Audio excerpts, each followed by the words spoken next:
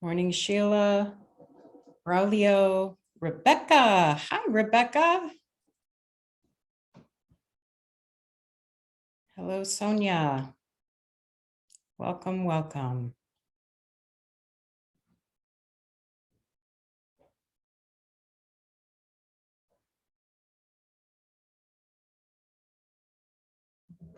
Welcome, Adrian.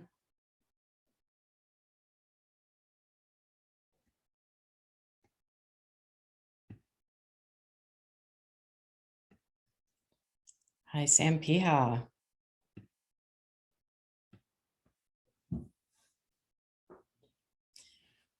All right, welcome everyone. It is 10:05 Pacific time, and let's get this party started. As you may have seen, something that popped up on your screen, we are recording this session. My name is Ren Durayo. I am the co-director of Temescal Associates and the How Kids Learn Foundation. I share that responsibility with the founder and my co-director, Sam Piha. I use they, she pronouns, and I'd love for you to know that I'm beaming in from a place where I have the privilege to live, work, and play on the unceded territory of the Ohlone and Ramaytush people. It is currently San Francisco. We are here today to get some really great information on the important topic of responding to grief and loss in after-school programs. And I am thrilled to have with me the following presenter for today, Brittany Collins, who is the founder of Grief Response Teaching. And she is also the author of a book, a new book called Learning from Loss, a trauma-informed approach to supporting grieving students. Brittany has very graciously allowed us to have a discount on a book, on this book. And I'm going to put a copy of that in the chat in just a moment. The other speakers that we have with us today are Reggie Jones, who is the Associate Dean of Health and Wellness at Bryn Mawr College, shreem Hannigan Martinez, who is Assistant Professor at the University of Kentucky, and Sam Intrade, who is a professor at Smith College. What I have asked all of the presenters to do is introduce themselves more fully when they first speak. What we're going to do today is hear from Brittany and then engage in a conversation with what Brittany has presented from all of our panelists. But right now, because we're talking about grief, because we are a community that is in different places across the United States, I'd love for us to take just a moment to take a deep breath together, to feel ourselves in our seat, to experience the presence of the earth underneath us, supporting us, and to take a moment to tap into the experiences of grief and loss that we have experienced individually,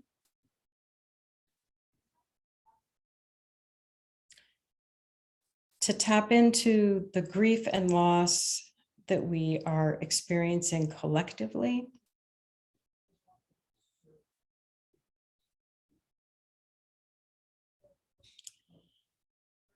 to tap into the grief and loss that we're experiencing across the world.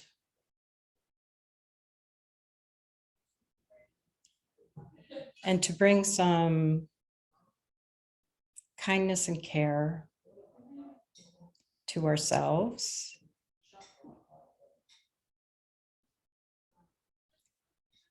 and to extend that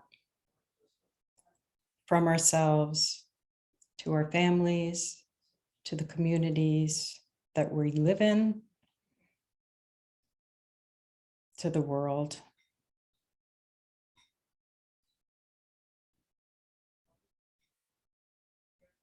To all of us.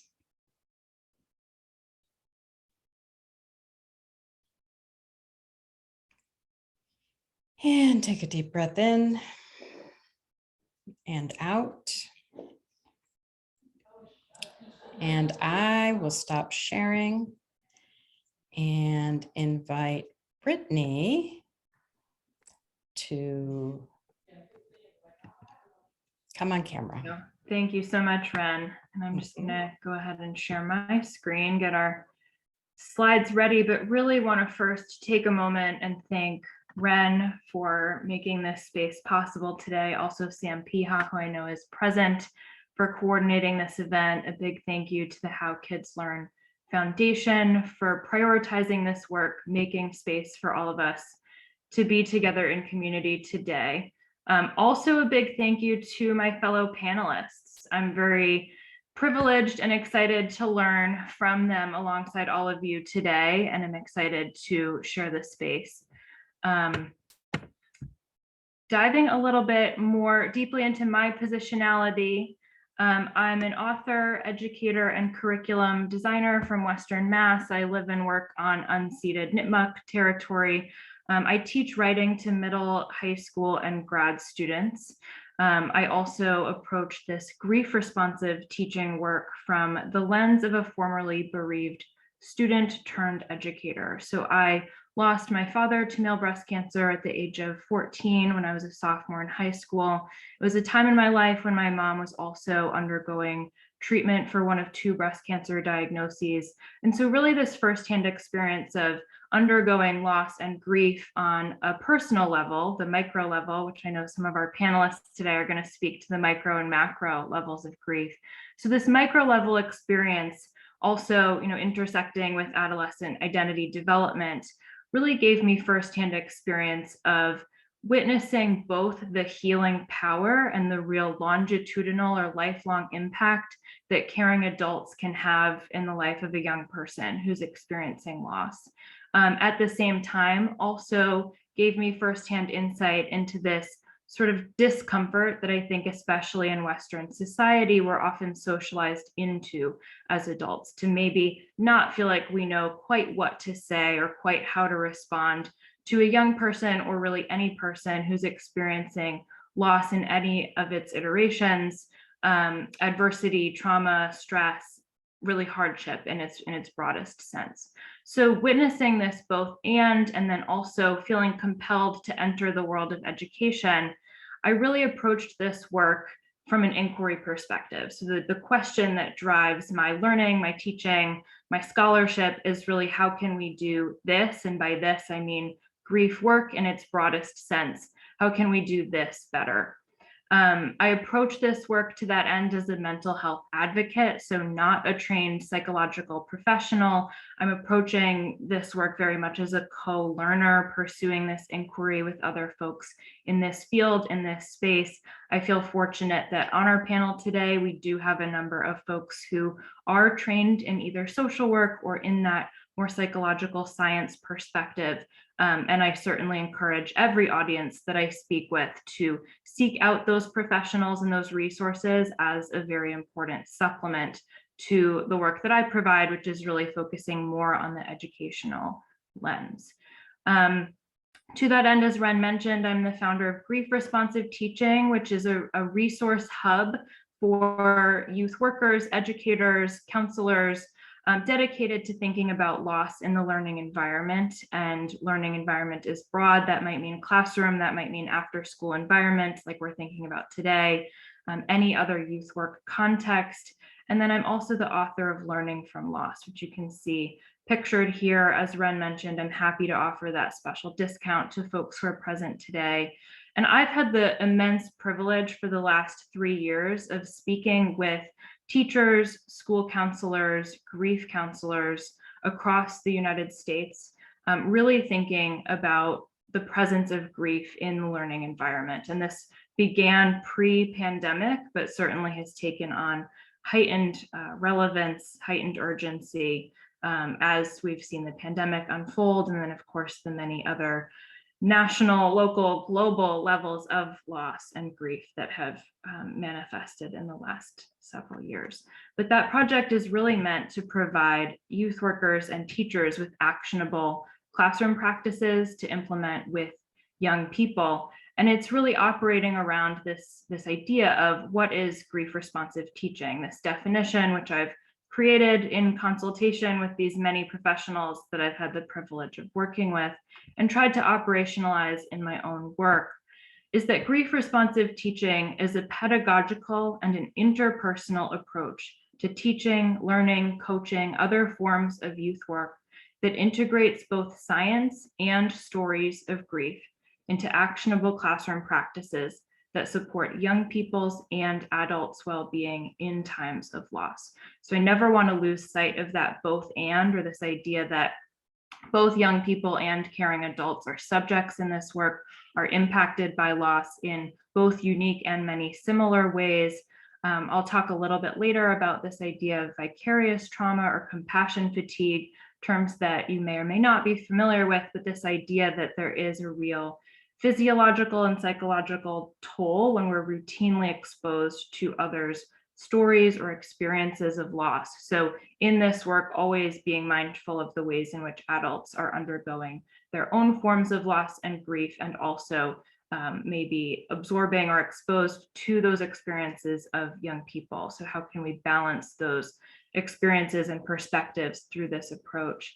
And then because grief impacts the brain, the body, and behavior, which we'll talk about today, and by extension, teaching and learning, grief responsive teaching really seeks to support and empower the whole person. So socially, emotionally, culturally, academically, experiences of loss are often interwoven with identity, right? We're intersectional beings, and the experiences and losses that we go through impact who we are, who we become, how we view the world, how we relate with others. And so I view this as being always very bound up in that identity work, and to that end also equity work, which we'll talk a little bit more about.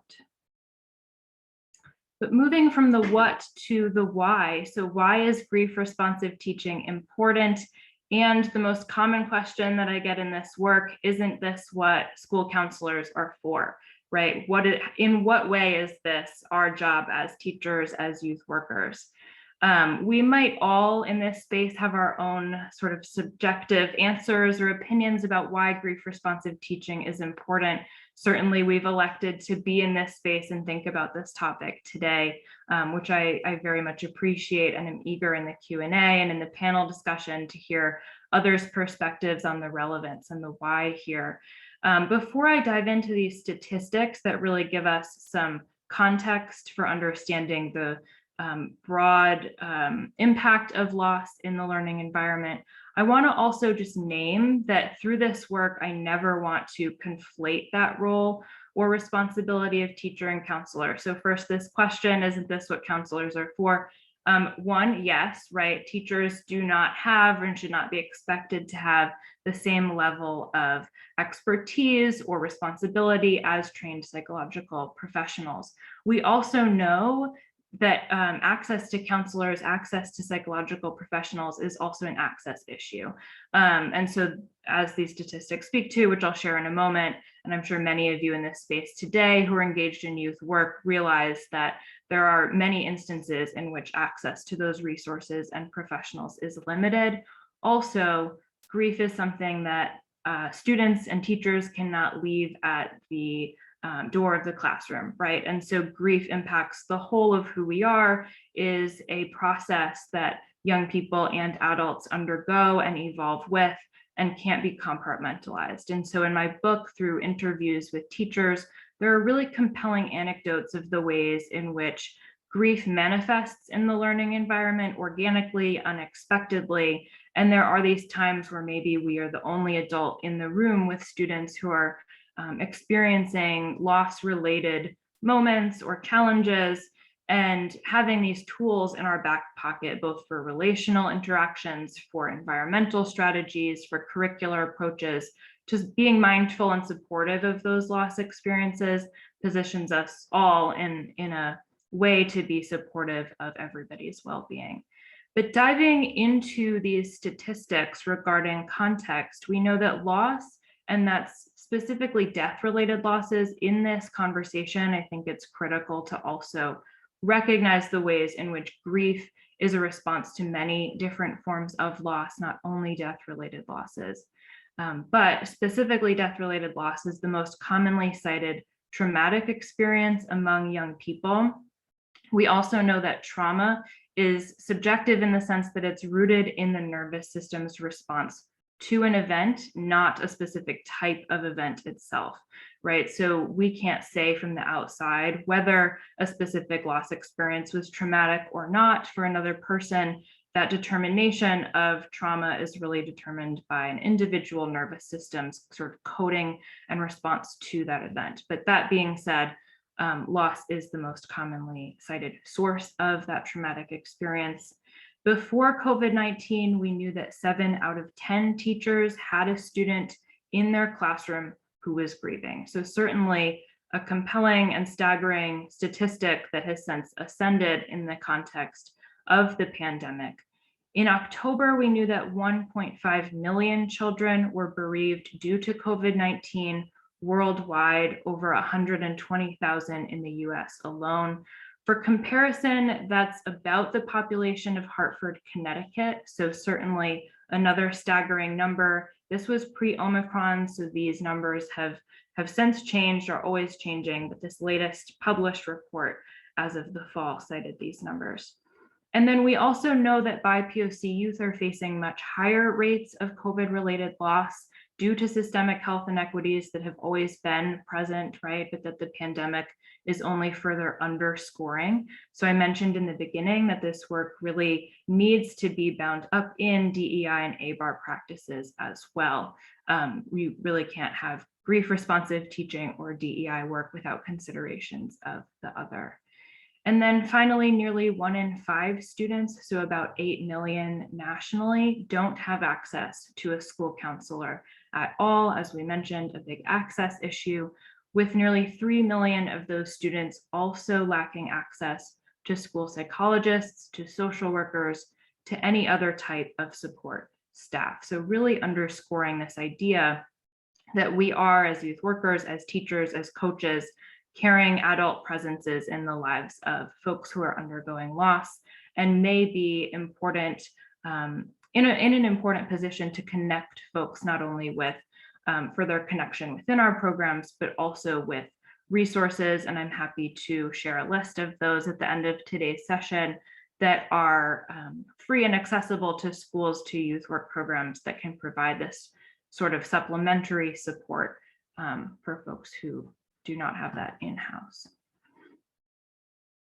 So diving a little bit more deeply into what exactly is grief, what are we talking about when we think about grief and loss experiences, how grief impacts the brain, the body, and behavior. This information is drawn from an incredible resource by a neurologist, Lisa Shulman. She has a book called Before and After Loss, a neurologist's perspective on grief, loss, and our brain. So certainly recommend that for folks who are interested in more of the brain science side of loss and trauma experiences. But she shares that grief, and this extends beyond death-related losses to, again, really any form of individual or communal or generational loss. A term that I like to use is living losses. If we think about transitional experiences of loss, things like a familial falling out, things like a change in schooling or housing contexts, experiences in the foster care system, community violence, racialized violence, really all of the different forms of loss that we're seeing in our communities right now incite this same physiological and psychological grief response. And what does that look like? So grief incites a fight or flight response in the brain and the body. So exposure to stress hormones, similar to a trauma response, and then is followed by a depressive response. It also involves almost every part of the brain. So grief is not only an emotional, a deeply felt experience, but also really a neurological experience involving physiological changes throughout the body. And to that end, can impact physical well-being into adulthood. So in the way that we know stress hormones, experiences of chronic stress or adversity, increased or prolonged exposure to those stress hormones that are a part of the fight or flight response, especially during vulnerable times of development like childhood and adolescence, can have that lifelong impact on development. I'll also talk a little bit later, though, about this idea of neuroplasticity, or how the brain can continue to change and grow and form new neural connections throughout the lifespan, and how that positions youth workers, and especially after school contexts, in a very advantageous position to implement practices and activities that are restorative and that promote well-being and can counteract a lot of this sort of stress activation or prolonged stress activation in young people, and thereby equip them with coping mechanisms to use throughout the lifespan. But right now, thinking about this response, it can also, of course, result in behavioral changes. And so there's an initiative right now within the education space to shift our language from using behavioral challenges to behavioral changes. I like to use what I call an adaptation focused lens, and I'll talk about that in a minute.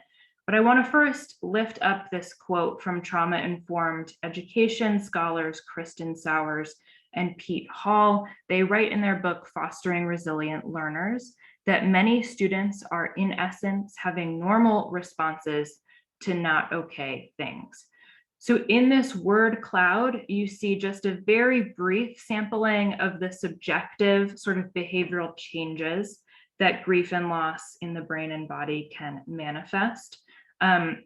We see that there are some contradictory behavioral changes in this list, and that's because this is such a subjective experience. So on one end of the spectrum, we might notice increased perfectionism or desire for control. On the opposite of that, we might see things like apathy or checking out of activities that we or that young people once were very passionate about. We might see physical manifestations like headaches, like nausea. We might see avoidance or the sort of numbing or detachment coping mechanisms manifesting in the learning environment. And on the flip side of that, something like increased connection seeking. And so this is really meant to just offer a snapshot and highlight the subjectivity of behavioral adaptations. I'm not sure if we have a public chat going on right now, but if we do, I always invite folks to call out anything that's feeling resonant or relevant to them here, things you've either noticed in yourself or maybe manifesting in your practice. I often get a lot of head nods, like, yes, I've seen that, and maybe didn't think about how it was coming from a loss context at root. But going back to this idea of an adaptation-focused lens and or an asset-based lens, I always want to highlight the ways in which these behaviors are often very inventive adaptations to a loss context. And so all of these behaviors are manifesting to fulfill an unmet need, often in a loss context. Let's take anger, for example. If a student is exhibiting increased anger in a youth work or a learning context, perhaps that coping mechanism was developed as an adaptation to defend a sibling in a loss context where that was serving that student really well. What we know about grief and trauma is that the nervous system, the sympathetic nervous system, which controls the fight or flight response, often becomes activated and stays activated beyond those contexts for which it was originally developed. And so these coping mechanisms also, the ways in which they're wired in the brain, because the student has developed that as an adaptation, it's serving them well, the brain is saying this is an appropriate response, this is a helpful response that's helping you meet your needs. And maybe the nervous system doesn't always recognize when we're outside of the context for which that adaptation was developed. And so as it's manifesting in a different context, from an observer's standpoint, without this sort of adaptation focused lens, it may be something that's reprimanded or stigmatized or responded to in an inappropriate way that furthers harm for everybody really involved in the learning space. I also name this because of the ways in which we know that restorative justice is so critical in learning and youth work environments. And so thinking about the ways in which bias comes into play with student discipline and the ways in which these behaviors manifest and may or may not be responded to without that sort of angle of the asset and adaptation lens can become very tenuous territory for students and teachers alike. So shifting a little bit into practice, and I'm eager to hear stories of practice from panelists who are with us in this space today. I know that I only have 30 minutes or so to kind of give a broad brush overview of this topic. It's certainly something that we could dive into each of these layers more deeply, but I want to share this three-tiered approach to support in praxis. So what guides me when I think about this issue, and how do we shift from knowledge of grief, knowledge of the importance of grief work, into what does this really look like on a day-to-day level when I'm working with students? What should I be thinking about? So I think of this as a three-tiered cake, not to be too trite or funny here, but I think about these three layers of approach. So environmental elements to grief responsive work. This might mean things like considering the ways in which we're cultivating and promoting student agency, incorporating things like routine, dependability, choice-based activities in the learning environment. So these are all ways in which we're cultivating community and promoting student agency on an environmental level, which we know that experiences of grief and loss, if we were to dive even more deeply into the brain science, the impact of grief on brain and behavior, we know that loss can dampen many of those things, right? Disempower agency, incite a sense or a lack of control, certainly alters routine, especially if we're thinking about, well, really both micro and macro losses that can have that funnel down effect and impact routine. So how is the environment in a loss or in a learning or a youth work context counteracting those changes that young people are experiencing? We then can think about the interpersonal, which I'll dive more deeply into in a moment, but the power of human connection, and that might mean student to student, student to adult, students and their local and global environments. Can be very restorative and healing. And then finally, the curricular or the programmatic level. And so what are we doing through our curricula, through the structure of our programming, through the activities that we're implementing with young people to be mindful of loss, mindful of regulation and restoration, restorative coping mechanisms. And I'm eager to hear from other folks in the space today a little bit about how that's manifested for them. But I want to dive into those first two tiers just a little bit more. So thinking about interpersonal and then environmental approaches. First, the interpersonal. So what I call the power of presence. Psychologist Howard Bath developed 3 tenets of trauma-informed care: safety, connection, and emotional regulation. So we think about that human presence as really the glue of all of those things in a programmatic environment. We can also riff off of those things, right? So safety, that could mean physical safety, that could mean relational safety, cultural safety, identity-based safety. So really we can get more granular with each of these tenets, but I offer them as a helpful frame similar to those 3 tiers to really ground thinking about practice. In relation to the idea of human connection, we know in trauma literature and grief literature that human connection is our greatest antidote to grief and or trauma, that the presence of human to human support systems is the most powerful antidote to traumatic experiences and the likelihood that someone might develop post-traumatic stress responses to a potentially traumatizing experience. And so I think that ties into this next bullet point, which is really powerful, that it only takes one caring adult to change the life of a young person experiencing adversity. So that may sound trite or cliche, but really I think is so powerful that in the scientific literature, it's proven that it only takes one person to incite that restorative benefit, to incite that developmental benefit in folks who are experiencing adversity.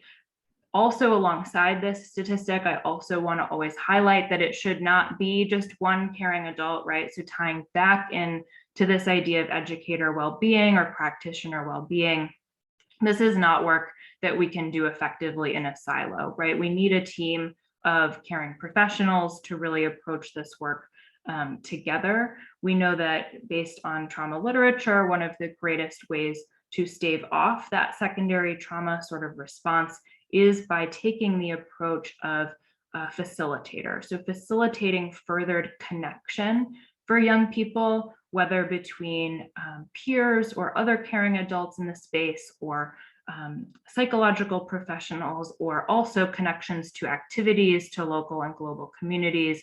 Really this idea that we're widening the worlds of connection for young people instead of, and this is tying into the final bullet point, instead of this sort of savior mentality or this savior complex, which we know to be harmful in both a grief work context and also a DEI equity context, right? This idea that grief is not a pathology, it's not a problem to fix or solve with or for a young person, that grief and loss is natural, healthy, a response that's occurring in all of us in response to many forms of losses. We also know that it transcends the 5-stage framework that has been popularized in many decades of literature. This idea that grief has a set endpoint has been disproved.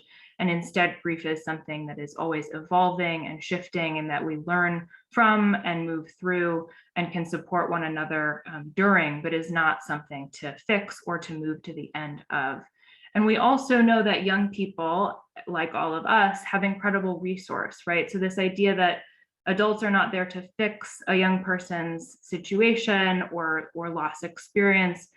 Students are very resourceful, can self-author, can tell us, what they need, what's most helpful for them in a loss context, whether that's verbally or non-verbally. And so shifting how we orient ourselves in relation to this work as really creating spaces for students to tell us who they are, tell us on their own terms, anything about their life experience and or loss experience that feels resonant for them, never putting them on the spot to do that self-disclosure. But again, shifting ourselves as approaching this work laterally or from the side as a facilitator instead of the one caring person who can make this situation better. And then the other sort of bullet point or piece from the literature that I would like to highlight in relation to human connection, I think this is so powerful. This idea of perceived support availability is an important predictor of adjustment. So what do I mean by that? There's this idea in psychological literature that the sense that there is a circle of resource, whether that's human or non-human, to turn to in times of adversity, that there are people to go to who could help us in times of need. That sense of surrounding resources more impactful and sometimes more helpful than actual intervention or actual support. And so when I work with teachers, when I work with school counselors, everybody, whatever role in the youth work space, right? Often what I hear is this anxiety around, what do I say? Like, what is the one right thing that I can say to make this loss experience better for a young person? I don't want to make things worse. Thinking about one sort of moment or intervention that is most effective. And that's often not the case. And this idea of perceived support availability shows us to that end of how, again, going back to this idea of widening the world of connection for young people, how a circle of support really does instill that sense of resource, even if we do not have those necessarily direct sit-down conversations about loss experience. And I also want to think about the environment, which I think ties into this idea of widening worlds of connection. So the healing-centered ecology of after school, what we're here to think and talk about today. I do a lot of work with classroom teachers and thinking about classroom practices It's motivating and exciting for me to think about the after school context, because in many ways, after school programming has the flexibility to be grief responsive inherently. And so many of the things that we're thinking and talking about today, and that I explore in learning from loss, that I'm thinking about how do we add this to the classroom environment, many of those same practices are already present in after school programming. And I think that's really powerful, thinking about how we boost those elements that are already present and infuse any elements that are not yet present. We do have that advantage in after school contexts. So going back to this idea of neuroplasticity, or how the brain can grow, change, form new neural connections throughout adulthood. Because of that, neuroplasticity facilitates healing. So in the way that loss and trauma can change our brain, so can restorative practices, healing-centered practices change the brain and the body as well. Especially relevant during pruning or in adolescent development. This is a time of brain development that's second only to that which occurs in the first year and a half of life. So very powerful moment in terms of brain development, and an opportunity to incorporate activities or introduce activities to young people that promote well-being, that promote healthy coping mechanisms. We know that the habits that are most frequently engaged in during adolescence, and that could be habits of mind, that could also be actual habits in terms of the activities that we engage in, become what we all sort of fall back on, especially in times of stress throughout adulthood. And so again, a really incredible moment developmentally to introduce some of these healing-centered practices and form those healthy habits that can create resource throughout the lifespan. This also ties into the idea of flow from positive psychology. So flow is something that's subjective, right? We all find that sense of flow, of efficacy in different activities. But this idea of flow, I think, is especially resonant for after school, because the activities that folks are engaging in can be sources of identifying those flow states for young people. And flow promotes Desi and Ryan's tenets of self-determination theory, those being autonomy, competence, and relatedness. So this nice balance between connection and also self-efficacy, self-worth, that we know loss and grief actually dampen all of these tenets. And so if we are introducing experiences that promote flow state activities and also promote these tenets of self-determination theory, we're sort of boosting or counteracting those ways in which loss can dampen that sense of self-efficacy, that sense of autonomy over our life, that sense of imagining the future, having a sense of future. After school, things like art, like sports, like music, really create those environments where students can access and restore those feelings. This third bullet point here, which again ties so naturally into after school contexts, is the idea of group synchrony or attunement, which we see in the literature really meaning this sense of belonging, this sense of being in alignment with other people in a community, being a necessary part of a larger whole, or feeling like your contributions matter and are witnessed, promote regulation, and so counteract that sort of sympathetic nervous system driven activation state, which we all experience in response to loss. And also restore that sense of future of efficacy, going back to this idea of sort of self-determination theory. And regulatory activities, so extending this idea of regulation and tying back to flow, this is subjective for everyone, but it might look like mindfulness, might look like expressive writing. James Pennebaker is a psychologist who has done incredible work exploring expressive writing, which is really free writing that uses emotion words or feeling words. It's been proven that there are physiological benefits like improved liver function, improved immune function in folks who routinely practice expressive writing, in the way that we know meditation and mindfulness also change the brain and the body. And that can even be 5 minutes of let's start our practice together today with 5 minutes of free writing. I appreciate how Ren modeled this also from a mindfulness standpoint for us today, practicing how we ground ourselves in a space with young people. So I think it's nice to recognize how actionable these entities are. It doesn't require a full programmatic switch to becoming, meditation. A meditation program after school, as great as that would be, this is also something that can be integrated into, say, music or sports or chess club after school, right? And then thinking about yoga, sports, certainly physical engagement to whatever extent is accessible for young people in our program. And again, occur naturally in many after school settings and promote that coping, promote metacognition, and going back to this idea of especially adolescent development, offer students these practices to utilize as coping mechanisms throughout the lifespan.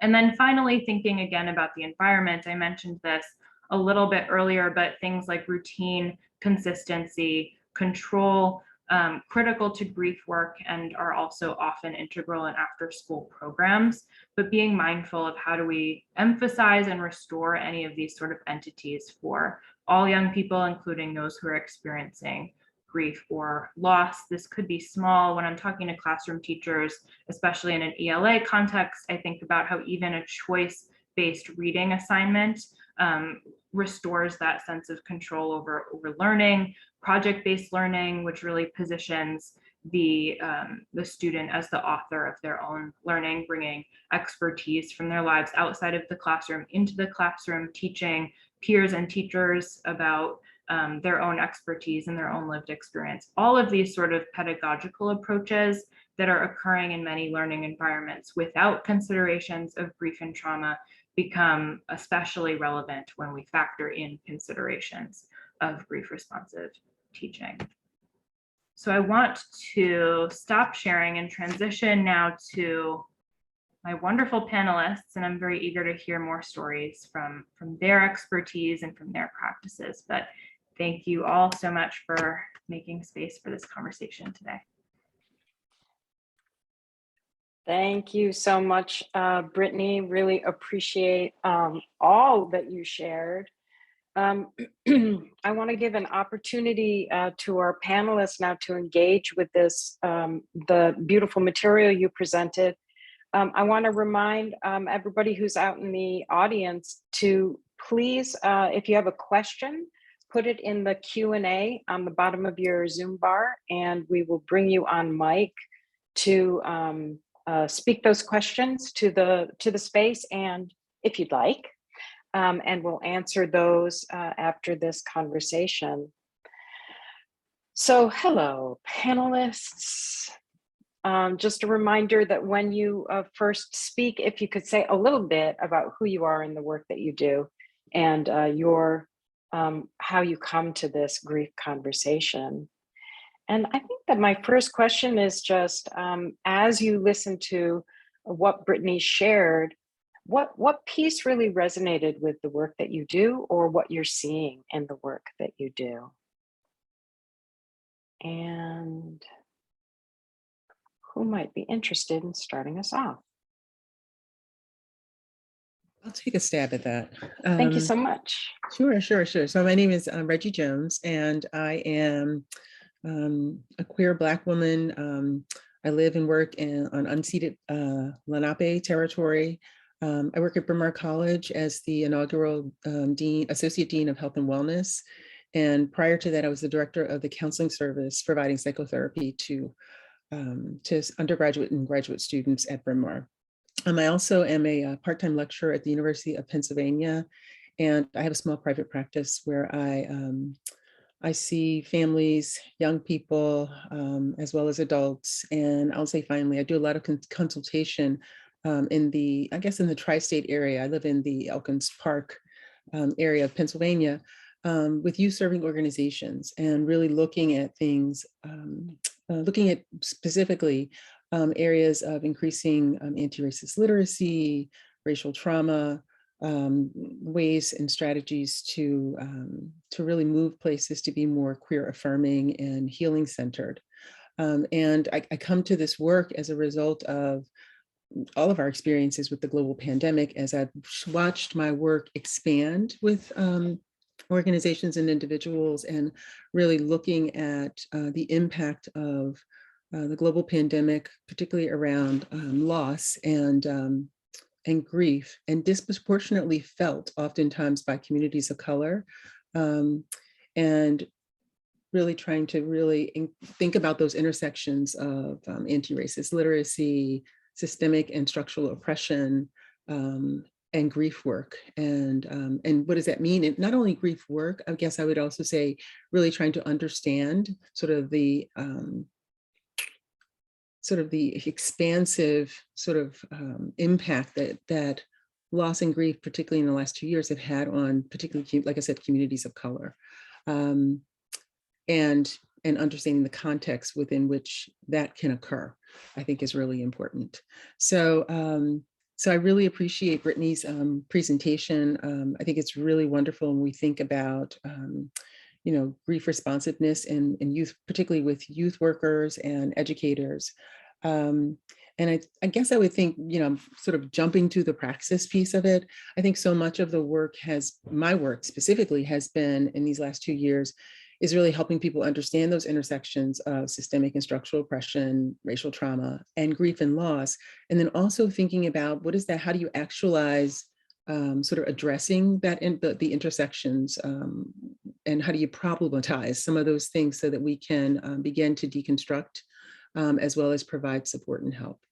And that has really looked like, in terms of praxis, thinking about strategies for increasing anti-racist literacy and understanding sort of systemic oppression and sort of the historical piece of it, so that we have a better understanding of how these communities that are already vulnerable, why they're already vulnerable, and how they've been impacted in such a disproportionate way. And then thinking about strategies for increasing our literacy, but also thinking about addressing specifically the grief. And what does that look like? And one of the things it's looked like in many of the communities is first starting with the organizations around really normalizing grief and loss, and recognizing that not only are our young people experiencing this, but also the staff who work, our youth workers, our educators, and the importance at an organizational level of acknowledging that, but also thinking about resources and supports for the folks who are doing the work. So how do we think about sort of putting into place opportunities for care?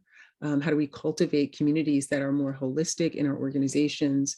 How do we think about making sure that people are provided with resources? How do we even look at our policies and procedures to ensure that they are flexible enough to support people as they themselves, who are providing care and support to young people, flexible enough to allow people to care for themselves? That's really important.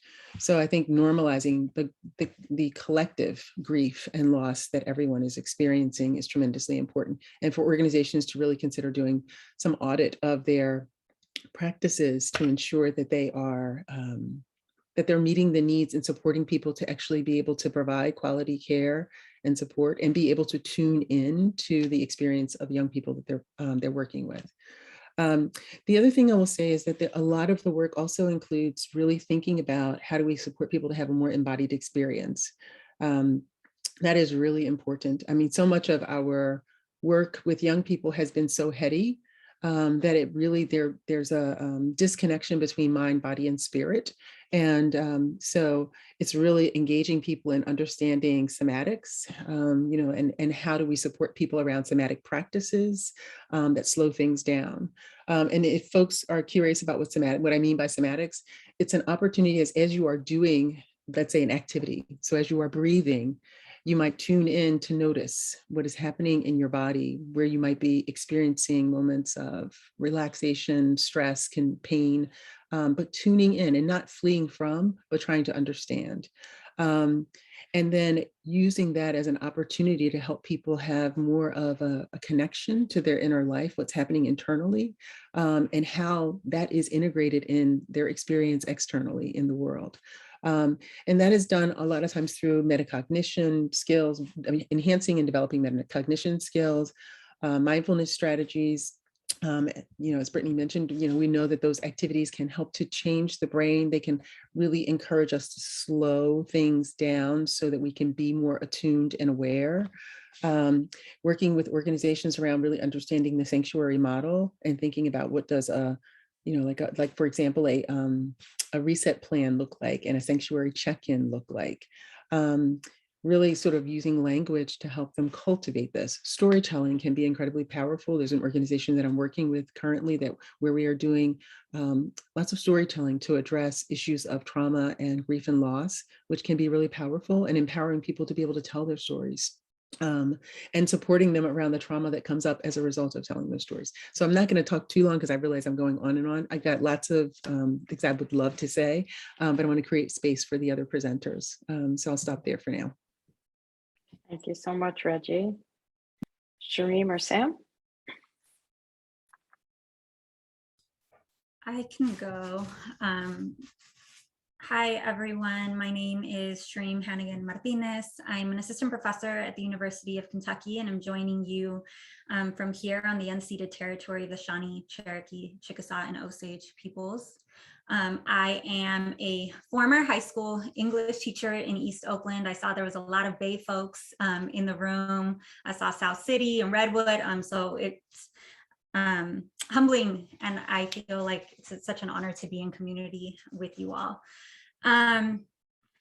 This question around how I come to grief work is always a complicated one for me, because as a Latina who was born and raised on the San Diego-Tijuana border, and who is the daughter of an immigrant, I feel like I was born into grief work, right? That so much of the legacy of my family, the legacy of us being on this land, has necessitated grief. And I come from a culture that honors grief, right? We have altares, we celebrate Dia de los Muertos. Grief is very much something that we walk alongside. And despite this long relationship to grief, I actually enter the conversation more through the lens of trauma. And so for the last 15 years, I have been studying what trauma looks like in the classroom, but specifically what loving relationships look like as an intervention to trauma, right? So Brittany, so much of what you talked about was the role of relationships, how fundamental they are. And so there's a lot of literature that's like, relationship matters, we should care, we should love our students, and not a lot of like, how do we know if our students feel that? Right? How do you actually do it? What does it look like in the day-to-day? And how do we create what Francis Weller would call containers where young people can build loving relationships with each other, so that we're not the saviors that you talked about, right? So that we are creating the type of interdependence that we know is integral to our overall well-being. But over the last several years, similar to what you said, Reggie, I think the world necessitated this sort of focus on grief. And for me personally, I lost 10 students violently over the course of just this pandemic alone.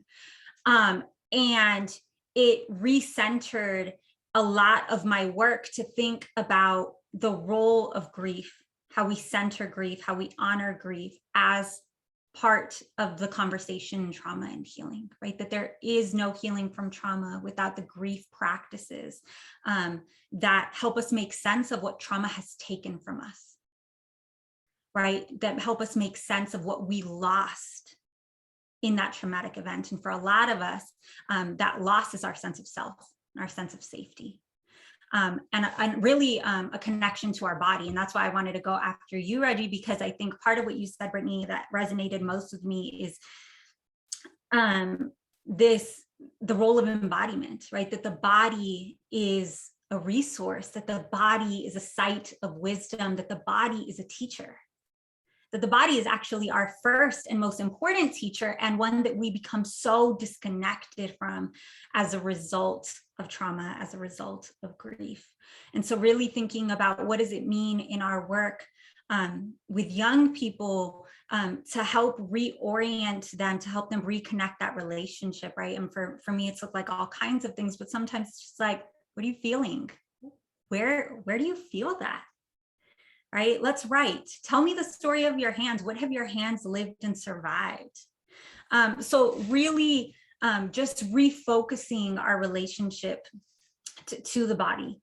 The other thing that I want to say is that in my work with teachers, in my work thinking about loving relationships, about the role of relationships in trauma and healing, one of the things that has come up with me that I think is important and is going to be unpopular is that a lot of teachers, I think, have really good intentions around wanting to do healing work, relationship building work, grief work.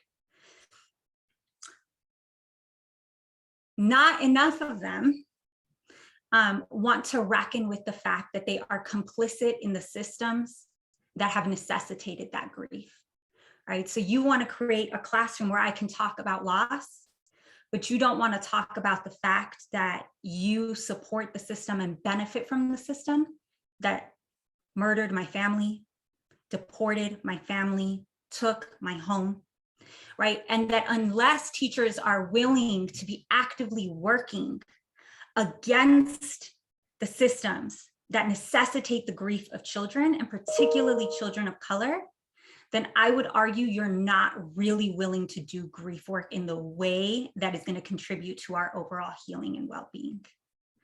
And the second is that schools are sites of loss, and that a lot of the conversation around grief and trauma is that students and students of color are bringing this to schools, right? Like, oh, my students are coming with all this grief and trauma, and not enough of, no, schools are causing grief and trauma, particularly for students of color. And that actually being successful in schools necessitates loss. Schools ask me as a Latina, right, in order to be successful in these institutions, I have to lose my voice, I have to lose my attitude, I have to lose my hoop earrings, I have to lose parts of my community, I have to lose my linguistic practices, I have to lose my history to be successful here.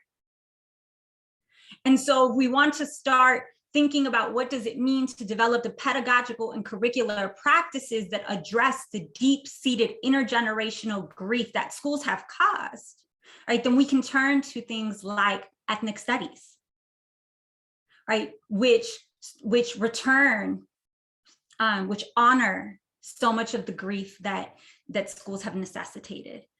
So similar, I will stop there because I could also go on, but I'm happy to think about what it means, particularly in after school programs, to not just center the body, but center the body in relationship to ethnic studies and what that means for students.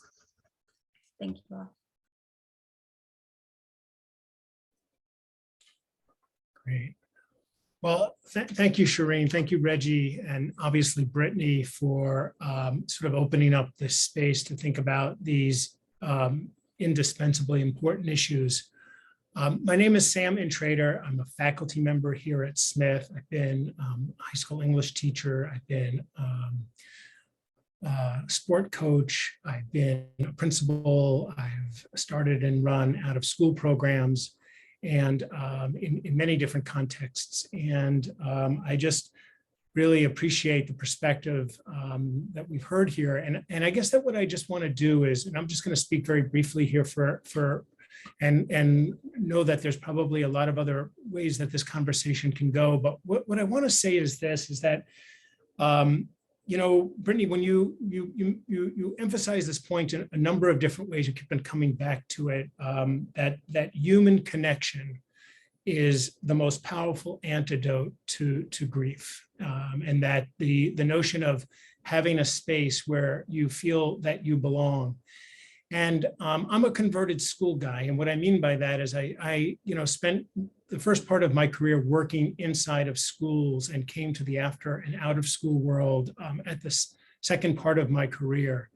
And what I found was that that was a space that was astonishingly powerful in terms of being able to forge those kinds of connections, that sense of belonging, that sense of just young people, particularly adolescents, they vote with their feet. They get to either choose to go to an out of school program or not. They get to sort of make a sort of a conscious decision, which is often what they don't have that choice when it comes to school. And I just want to, just sort of share a couple of the features of the out of school world, which I know that so many of the people who are on this, webcast are belong to and do this work. They know it better than anybody, but there's something powerfully intergenerational about out of school programs, more fluidly intergenerational than what exists in schools, which are so age and grade segregated. And just that capacity to sort of be able to create fuller conversations, fuller sense of belonging, sense of multi-year participation in an out of school space. It's such an important difference than schools, in that out of school staff often get to know kids and siblings and families in way deeper ways than I think that teachers can ever manifest, particularly in so many of our communities where kids now have to travel so far to go to the high schools that they go to. It's not just the neighborhood high school where they used to sort of be known as a family or be there for a length of time. And I also just want to say that out of school spaces, in terms of being able to create that foundation or that baseline of connectiveness, is that many of the out of school programs that I have spent time writing about, observing, interviewing youth workers, interviewing leaders of programs, interviewing youth that participate in programs, is that there seems to be so many deep, powerful rituals that out of school programs are able to sort of fuse into their practice. And I guess I just want to sort of highlight that all of those programs, whether they're opening circles, closing circles, ways that they celebrate and ways that they sort of mark transitions, I think all of that becomes the groundwork or the foundation for when a traumatic thing happens. It's built the capacity, the elasticity, the foundational power to be able to sort of gather as a community, to be able to sort of, in some sense, engage with some of the hardest things that people can imagine. And so I think that that's one of the unique things about out of school spaces, is that they run according to this coda of just practices that really enable them to be able to sort of hold young people, hold their families, and sort of work through some of these challenges. And I can share a little bit more about specific things that I've experienced and observed, but I think I'll just sort of pause it right there to sort of say that I think that this is one of the unique gifts of the out of school space, is that it provides that sense of deep belonging and sense of tremendous connection, which I think, just to go back to the words that you said, which is the most powerful antidote for both healing, and I guess the most powerful sustenance for healing as well. Thank you so much, Sam. Brittany, do you want to respond to anything that you heard? With gratitude. I mean, I really want to just highlight how grateful I am to have everyone's perspectives in this space. Certainly recognizing, my own positionality, the ways in which my loss experience is limited, right? I spoke about a micro loss that I experienced, and I'm very aware in this work of how the voice that I have and the ways in which I'm contributing are subjective and rooted in my positionality, and really want to make space and time for everyone's perspectives in this space. So I really just want to respond with that gratitude, and eager to hear from the audience in whatever ways we can. Great, thank you. I just want to offer, are there any things that my panelists would like to say to each other based on what they heard? I will say that there's the difference between one of the things that's coming to me, the difference between the structure of the school day and the structure of after school programs. Something is profound in there. It doesn't have to do with just in terms of one being, absolutely mandatory and the other one not being voluntary. That doesn't mean that we can't practice in a similar way. The structure may confine what we do as a teacher, but it doesn't mean that we can't practice in a similar way.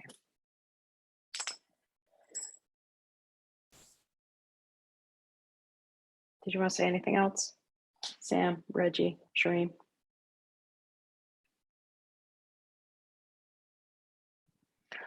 All right, participants out there, do we have a question or questions for the panelists?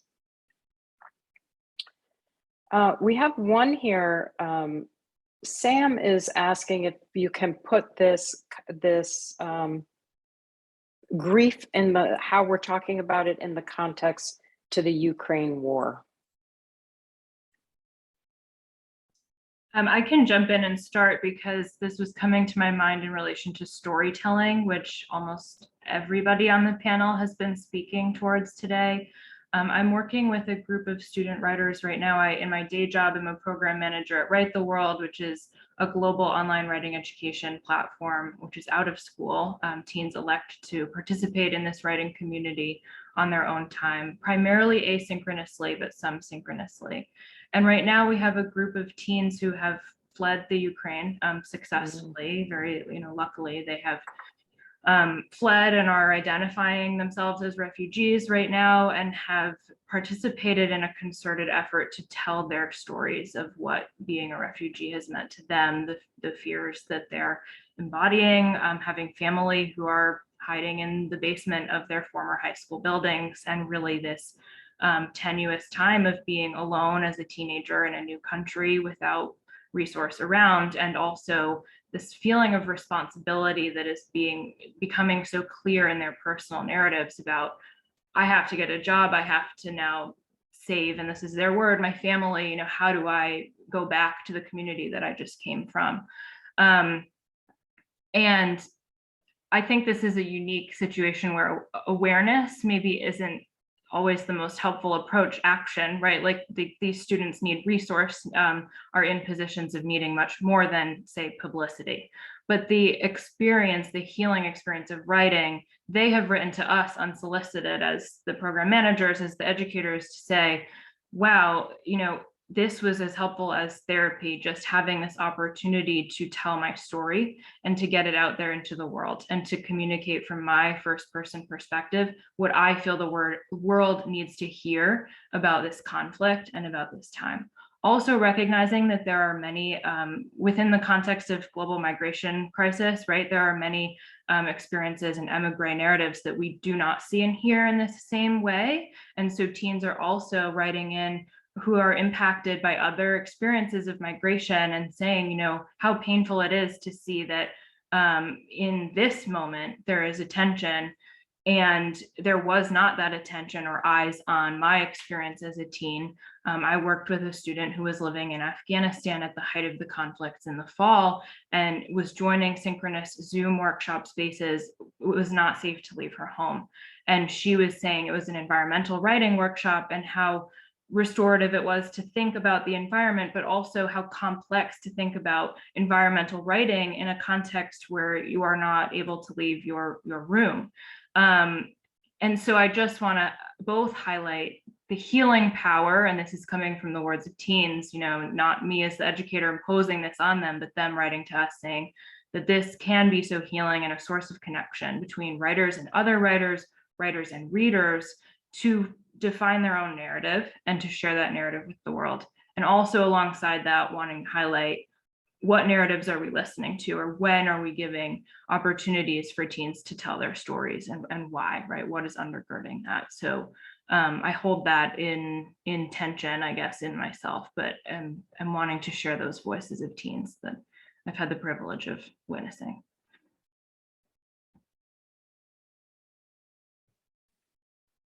Others? Shreem, were you going to say something? No. Other ways to contextualize this conversation in relationship to the war in Ukraine? The only thing I'll add, and it really is, Brittany, I really appreciate your comments and your willingness to broaden the conversation so that we are thinking about things that have happened in not only Afghanistan, Myanmar, Venezuela, Syria. So I think the question about putting it in the context of the Ukraine, I would ask that we think about sort of what's happening across the globe, and for communities across the globe that are impacted, abroad and here. But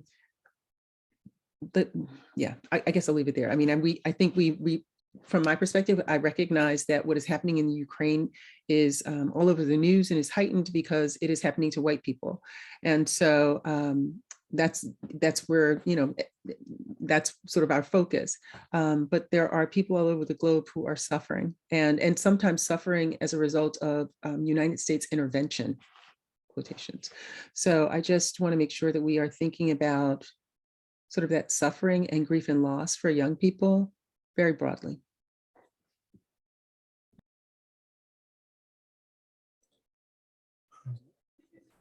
Brittany and Reggie, thank you for that exchange. And I'll just add one thing. We talked about telling stories. Many of the youth or the out of school programs that I got to sort of spend time with focused on not just telling stories, but listening to stories. And it kind of derives a little bit from the StoryCorps, the NPR project. And it really begins with listening as an act of love. And, the notion that there are elders, there are community members that you know or don't know that have incredible stories that you can't even imagine having somebody having the courage to endure and the resilience to sort of keep on going. And so one of the things that I would say is that, out of school space, and I also think that really wonderful school programs do this well, is that they help young people become, solicitors of hearing the stories of the communities in which they live, celebrating those stories, going public with them, highlighting, the capacity and the strength of people they know. And so I just feel like, that framework of StoryCorps, which is, I think, not a novel thing. It's oral storytelling. It goes back to our earliest kind of peoples. And so I just think that it's also a way to build capacity to withstand grief, but also to sort of celebrate the power of healing. And so I think all of those things entwined together. It's the listening and the telling of story too. Yeah, and I would just add to what you just said, Sam, because I absolutely agree with you, is that those oral traditions from Indigenous and Black sort of ancestors that StoryCorps is grounded in, is not only an opportunity for listening, but also for community healing, and listening and telling, but also for community healing and for shared meaning to be sort of created and established among members around dealing with grief and loss. So I think that is really powerful, and absolutely agree with you. And storytelling, I think, is such an important part of the process because it really does slow all of us down to be tuned in to listen.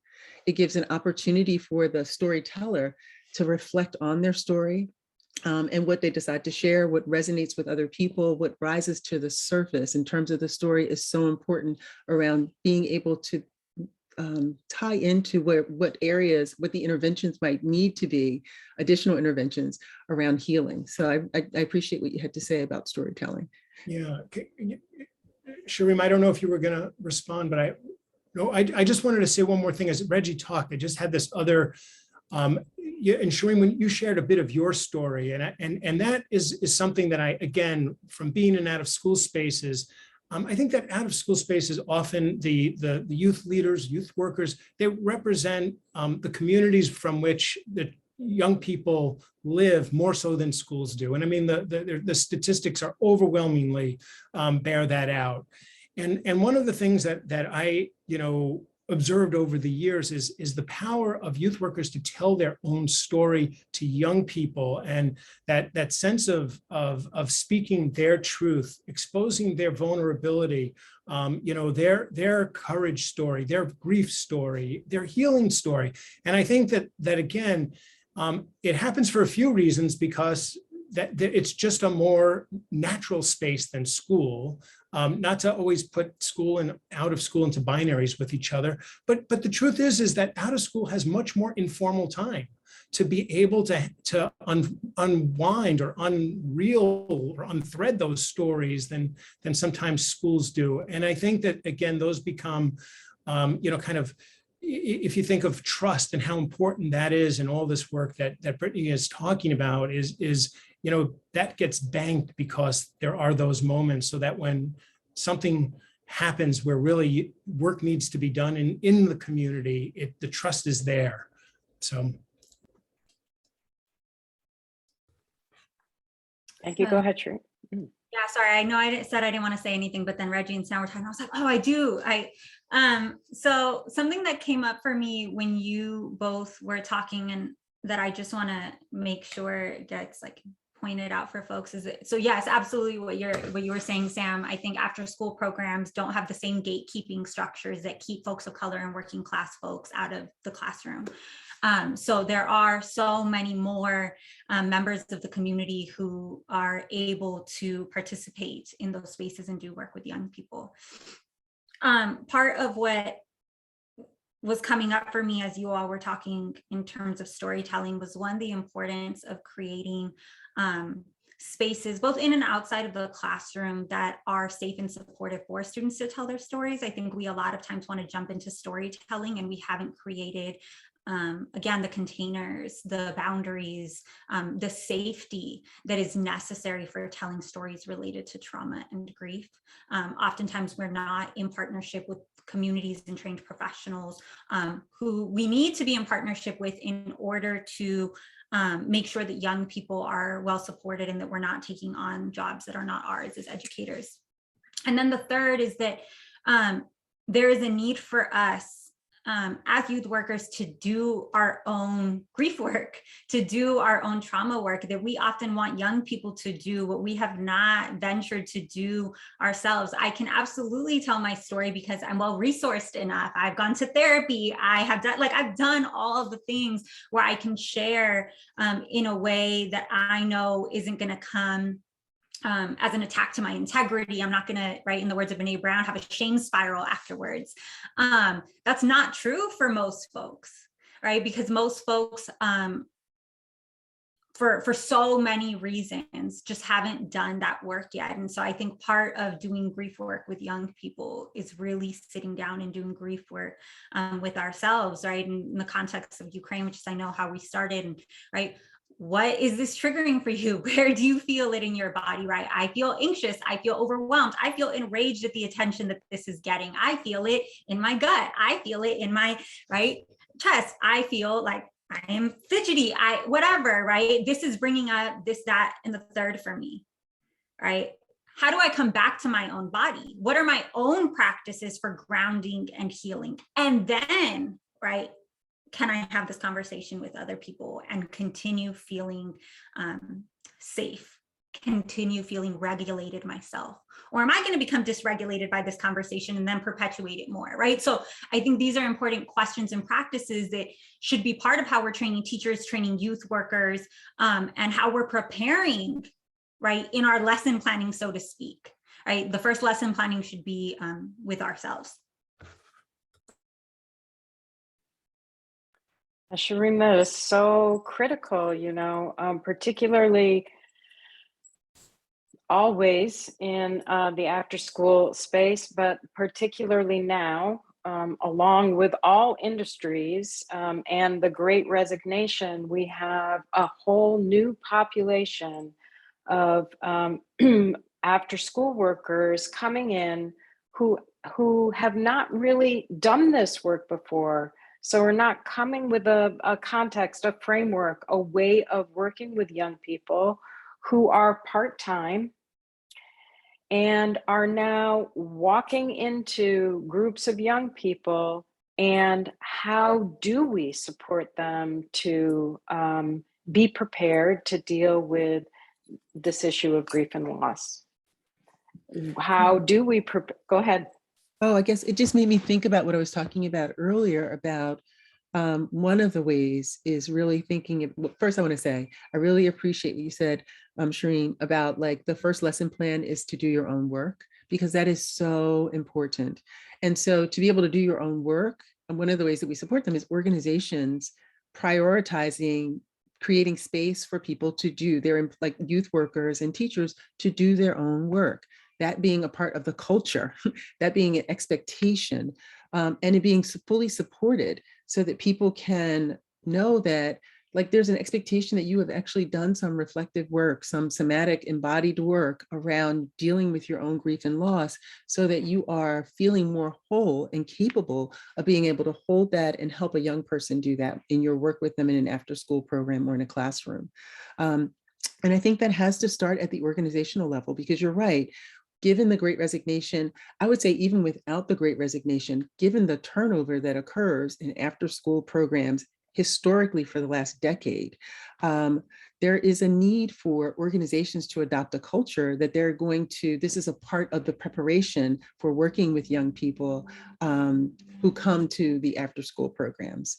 So I think that is key. And I guess I would say it's really hard for someone who has not done the work, like their own work around grief and loss, their own work around understanding like issues of racial trauma for young people who are coming in, the intersections of grief and loss related to like racial trauma, their own anti-racist literacy, to be able to adequately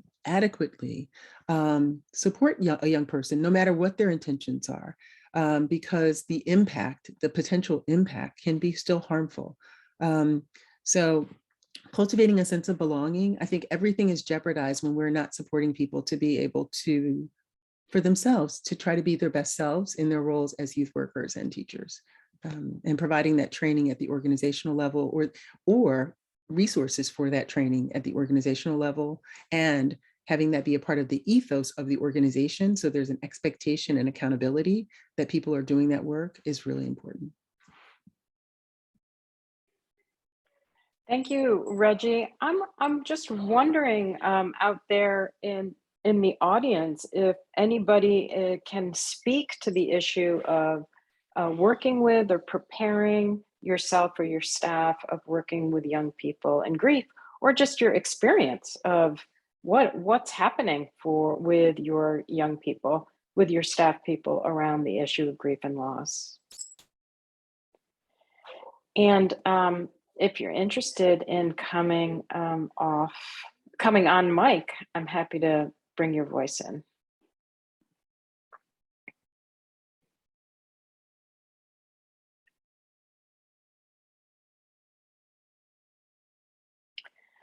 It occurs to me, we kind of can play this go up the system game for a long time, but it occurs to me that if, as a staff person, if I need to attend to do my own work, if my supervisors and directors have not done their own work, right, we can just keep going, up leveling on the system, right? So how do we support people who are working on the ground to begin to create their own spaces to talk about what they're seeing and what they're hearing and how it's affecting them as well?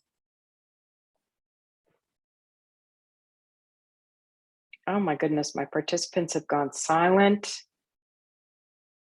Is there anyone out there who would like to contribute to this conversation? Ask a question, make a comment. You could do it on chat too. I don't want to, force you to speak.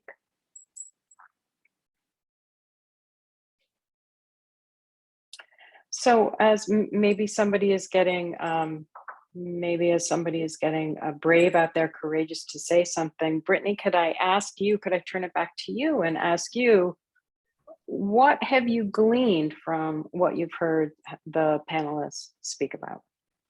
I'm really appreciating this emphasis on proactive engagement. I think so much of grief work is reactive. There's a crisis that occurs in the life of a student or in a schooling community or in a district, and then we realize, oh wait, maybe we're not as prepared as we thought we were to grapple with this. And so I'm really appreciating the ways in which all of the panelists, it's kind of coming together, braiding together this idea of how do we develop the wraparound systems, both in relation to anti-bias, anti-racist teaching work and all equity work, right? Disability inclusion, gender identity, like all holistically, intersectionality work, and grief work and trauma work. How are we creating those supports proactively from the outset and thinking about programmatic design, thinking about training structures?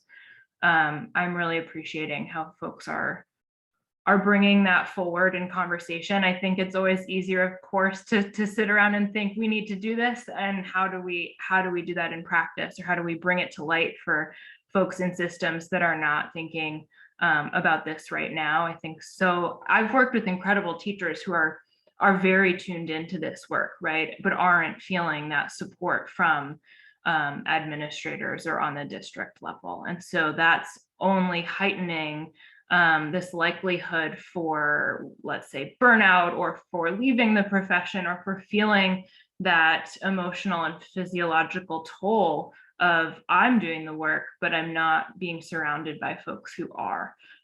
So really appreciating the emphasis both on educator well-being, but moving beyond that silo of individual well-being to community healing, to the structures that make this work possible. And also thinking, which we have not necessarily talked about today and is really its own conversation, but the roles of like mindful boundaries in this work, healthy boundaries in this work. How do we protect ourselves and our own well-being, and recognize that our capacity and our bandwidth is something that is ever changing and shifting, and that it's critical to be mindful of our capacity, because if we're extending ourselves beyond that capacity, or if we haven't done the work, then we risk perpetuating that harm, right? So in some of my writing, I talk about this cycle of re-traumatization at school. So I really appreciate also how folks have lifted up this idea that grief and trauma happen at school, are perpetuated by programs, by curricula, by interpersonal relationships. It's not only something that students experience beyond the classroom and bring into the classroom.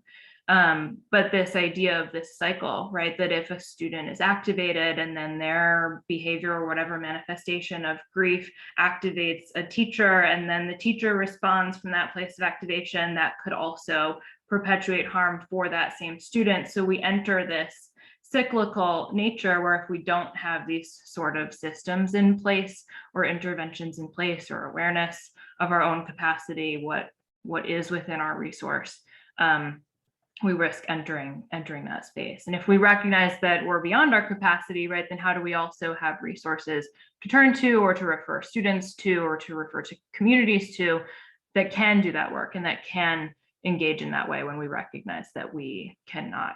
So my brain is like popcorn right now. I'm like, I wish we could sit here all day and talk about all of these issues, but eager to hear others' reactions as well. Thank you so much, Brittany. So final comments from the panelists.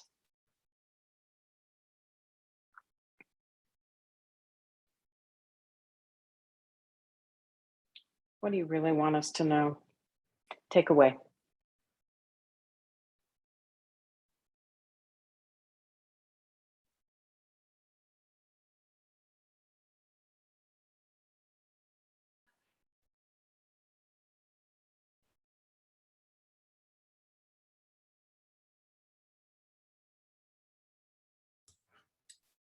I can go. I'm not sure that there's much that I want to add without opening up a can of worms and then taking this conversation for another few hours. So I'll just say that I'm grateful to be here and to be doing this work with you all, both the panelists and speakers and other folks who are in this room, and that I would just remind us all that there is absolutely an urgency to addressing trauma and grief. And that also requires a level of slowness and intentionality that I hope we give ourselves permission to move through, so that we do this work well and do it with integrity, and do it with love, in the way that's going to benefit the communities who need it most. Thank you. Yeah, and I guess I don't have much to offer other than just a huge thank you. It's been so nice to be able to think about sort of this topic with you all, to hear more from Brittany about her book, and to really just to think about how we support young people in after school programs and in school, but also how do we think about, that more broadly in terms of teachers, after school workers, youth workers, in more of a holistic community context, I think is really important in terms of, we are grieving as a community, and there are opportunities for community healing. And I think, the lesson of starting with oneself around the work that we need to do around addressing our own loss and grief, as well as, understanding racial trauma and anti-racist literacy, in an effort to be able to not only be well-intentioned, but to really be impactful. And I want to acknowledge that I hear folks, talking about sort of like pushing it upstream when we're talking about like empower, well, not even empower, we're talking about direct line workers, the youth workers who are in the after school programs actually doing this work and wanting organizations to support them to be able to do it. And I would say also, we also talk to funders about really trying to build this into an expectation when they are funding programs around supporting from the top down that people are doing this kind of work, because that's important. And for organizations when they are seeking funding to be raising these questions and asking for this kind of support, so that there's an opportunity for broadly community acknowledgement and normalization of grief and loss, as well as opportunities for strategies around healing, which is so important in after school programs in schools. So I'm just grateful to have been here. I think it's such an important conversation. Yeah, thank you. Thank you. Sam, you have some last words? Yeah, just very quickly, just listening to Shreem, Reggie, and Brittany just center in on these ideas. It stirred in me a reminder of when I was leading a school. We had a tragedy, and we gathered as a faculty to figure out how to go forward. And I felt blessed to be able to bring in somebody who was an expert in sort of helping communities engage this kind of loss. And there are so many things that I felt personally. I was scared, and I felt such pressure to sort of help the community live to its sort of best imagined self in this kind of situation. And I'll just say two things, is that what was really powerful about that experience was that the faculty came together to practice, like literally script out how they wanted to talk to children in developmentally appropriate ways about this, and how important that time together was, both for, the script, but also for all of the things that I think that you were all talking about, the work that needed to be done, even though it was just in the moment. And then the other thing that I remember feeling grateful for was that it was a place that had practices already in place. And the counsel that we got was to go back to those routines, those rituals that define you as a community, and use those to sort of help you work through this moment. And so again, it comes back to, I think what Brittany said, that this is not, if it's just reactive, it's not enough, that the proactive building of those kinds of community norms and routines are become stalwart companions to help you get through sometimes these episodes that are unspeakable to sort of even imagine a community having to face.